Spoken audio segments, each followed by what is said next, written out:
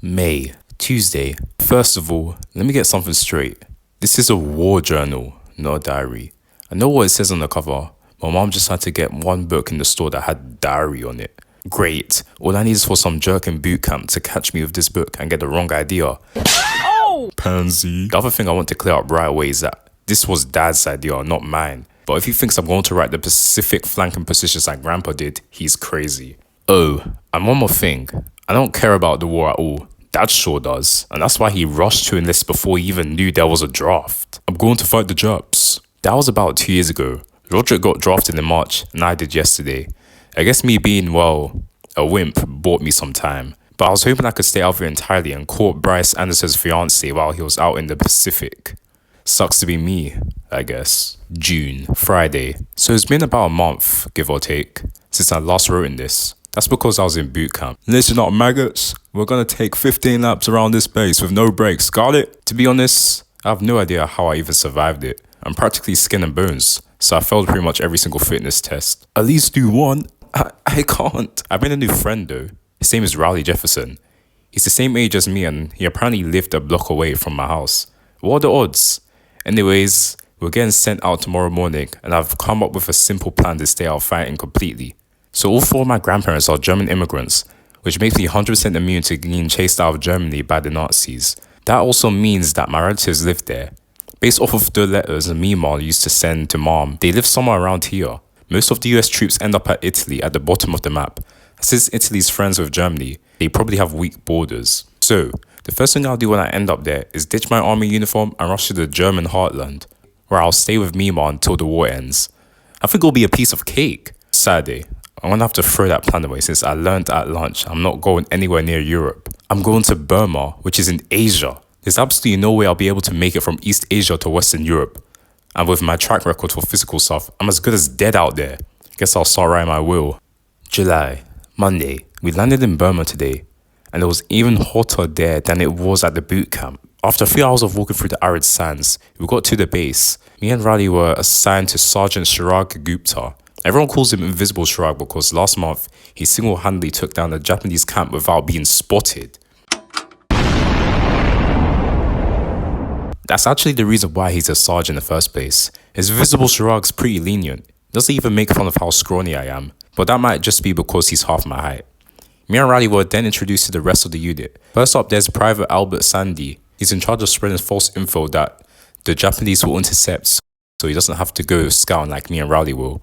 Next up, we have Private Tyson Sanders. He told me he's an expert at making gunpowder, but I didn't find out how he got the ingredients for it until right after dinner. Hey there, Greg. I found out that gunpowder is made from paste-soaked sand. I get he's trying to be resourceful, but that's just plain gross. You know what?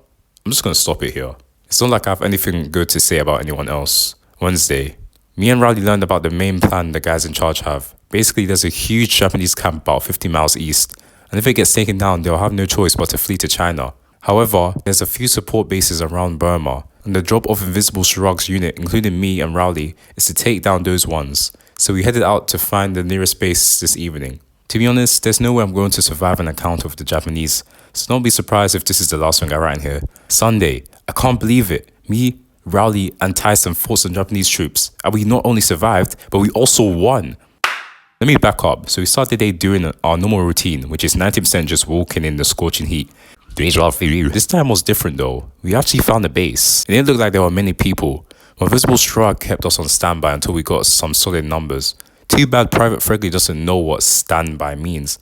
For the Alamo! Poor guy got torn to shreds and it only got worse from there. Thanks to Fregley, the Japanese knew we were there and they weren't holding back. Luckily, most of the shrapnel hit my helmet, but everyone was scattering. Tyson was the only one who was still on the offensive, and he was just covering guys with his gunpowder and settling them on fire with a cigar. No, I'm not drawing that. That's when I came up with a plan. Tyson had enough gunpowder to send stuff flying towards the planes, so I convinced him to help me make a makeshift cannon out of the shrapnel. Fire it! Aye aye, Captain. We loaded a bunch of rocks into the cannon and fired it. Somehow, we actually hit the plane's propeller and it crashed right onto the base. All the Japanese troops retreated right after. We could have chased after them, but Raleigh found something in the rubble of the base. They had pictures of our base. Cameras are super duper bright, so we would have caught any Japanese guy red-handed. That meant that someone at our camp sold us out to the Japanese, and it was only a matter of time before we got bombed. Right now, we're practically racing to get back to the base. It's gonna take a while, but we should get back by Tuesday. Wednesday. It's been a crazy past 2 days. When we finally got back to the base, the first thing the Invisible Chirac did was report what we found to the colonels. So when we overran the Japanese base, we found these pictures of one of our soldiers relieving himself. Surprisingly, they actually listened to him and decided to mobilize every soldier in the base. We were basically ordered to march towards the main Japanese base and take it down. Yes, sir. To be honest, march is kind of misleading. It was mostly an airlift to a checkpoint a mile away from the Japanese base, and we only started marching there. Our troop was on the front lines, and since it was about midnight, it seemed like they had no idea we were there. Tyson blew up. Because he had his gunpowder on him, what was left of him basically became shrapnel and hit me and Rowley in the stomach. Rowley passed out almost immediately from the shock, but I somehow held on long enough to see everyone else running back to the checkpoint. Wait, don't leave me! Eventually, the blood loss was too much and I passed out too.